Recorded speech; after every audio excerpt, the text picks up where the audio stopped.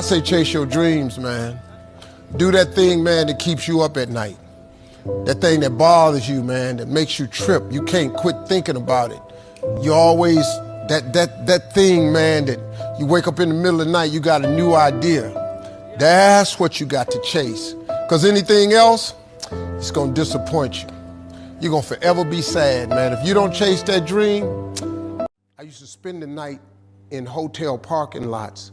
What was I going to do? I ain't had nowhere to stay, so I lived in the car. I had $35. And I said, come on, God, man, I've been trying to make this dream come true. You done left me out here like this.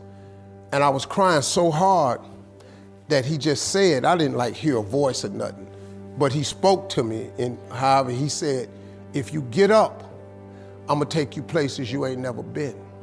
Now I was finna quit. So I said, skip it. I'm gonna quit anyway. So I got in my car, I went to a payphone, and I was gonna call my dad. You remember back in the day where you could punch in a code and call your answering machine and get your messages?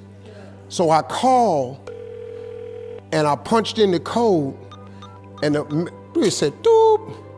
He said, hey Steve, this is Chuck Sutton with Showtime at the Apollo. We saw a tape of you. You're very funny. If you could get here Sunday night, we'd love to put you on television. Call me back, let me know if you can make it. So I hung the phone up, I'm crushed. Cause my whole dream of being on TV, and I couldn't get to New York. I got $35. How I'm gonna get to New York? I can't make it. So I'm standing there at the phone booth and tears just coming down my face. I said, God, so that must be a sign for me to go home. Cause this it, I ain't even got the money to go to the Apollo. My whole thing, I wanted to be on TV, I couldn't even make the dream come true. This is the most messed up moment. And so I said, man, let me call this dude back and see if he said this Sunday. Cause maybe he said next Sunday and I could hustle up a little bit of money or something. I don't know what I'm gonna do, but let me just call him back. So I called him back. Steve, this is Chuck Sutton, Showtime at the Apollo. We saw a tape of yours. You're very, very funny. Look, we have an opening Sunday night at Showtime at the Apollo. If you can make it, we'd love to put you on TV. I said, it's this Sunday. Before I hit the button, I heard, doop, you have another message. Now, it wasn't there before.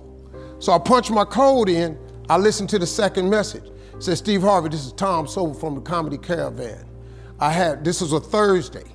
He said, I have a gig in Jacksonville, Florida on Friday night that pays $150. If you can get there Friday night, you'll make $150. So I called him back and I said, hey Tom, did you get a gig away? He said, no, it's still available. He said, can you get there? I said, I'm in Pensacola, Florida. I'm 3.5 hours away. So I drive to Jacksonville, Florida, and that night I made the 150. The club owner said, man, you funnier than the guy we hired. If you stay tomorrow night, I'm gonna give you another $150. So now I got $300 now.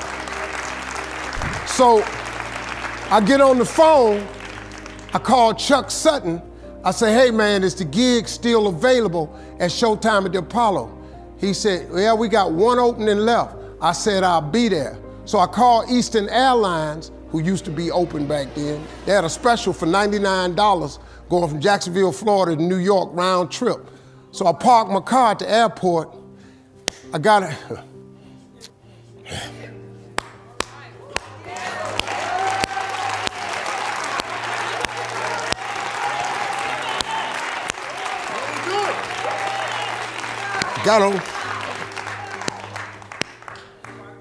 Got on plane, flew.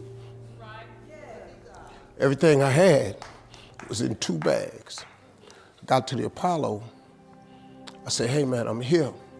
I got there at 11 o'clock in the morning. He said, you can't stay here because you don't come on to the late show tonight. I said, man, I ain't got nowhere to go. I said, if you just let me stay in this building, man, I ain't gonna move around nothing. I ain't got nowhere to go. I'm in Harlem, I can't go back out here. I got these 2 bags. I got victim wrote all over me, man. So he said, all right, if you go upstairs, don't come down. So he put me in the dressing room on the 6th floor. So that's where all the comedians was. So I stayed up there. I got hungry around 3 o'clock, man. I couldn't take it no more. So I went back downstairs, a dude named Alton Liston. I said, hey man, he said, man, I thought I told you, don't come down them damn steps.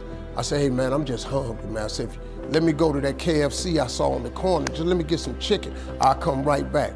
He said, man, if you ain't back in 20 minutes, you ain't getting in this building. So I went, bought me some chicken, came back.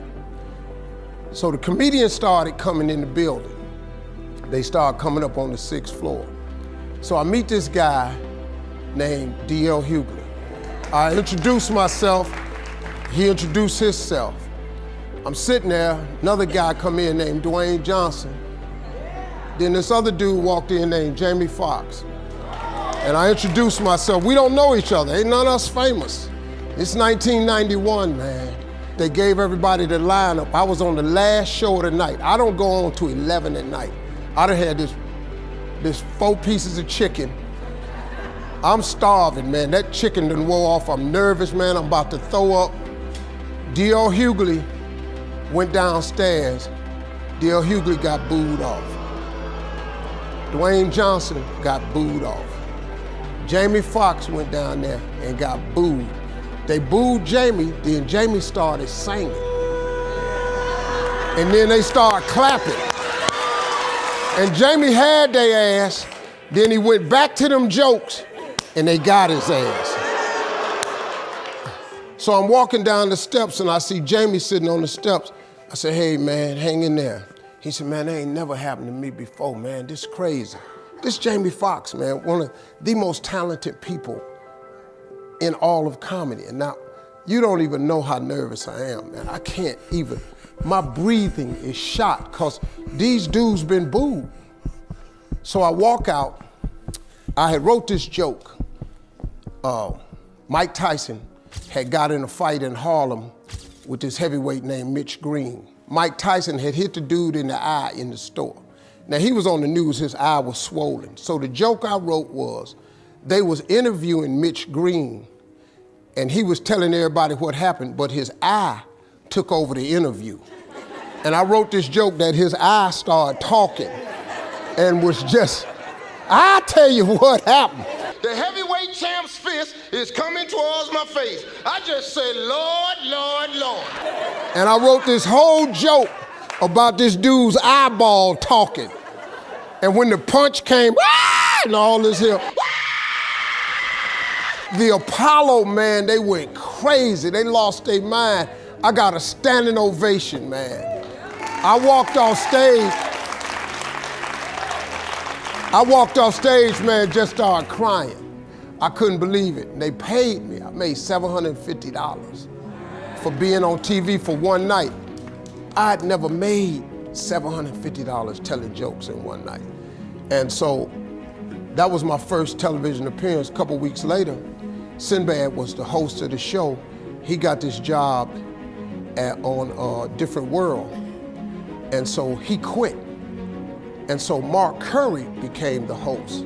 And then Mark Curry got hanging with Mr. Cooper and he quit. And they came to me and said, would you come back to New York?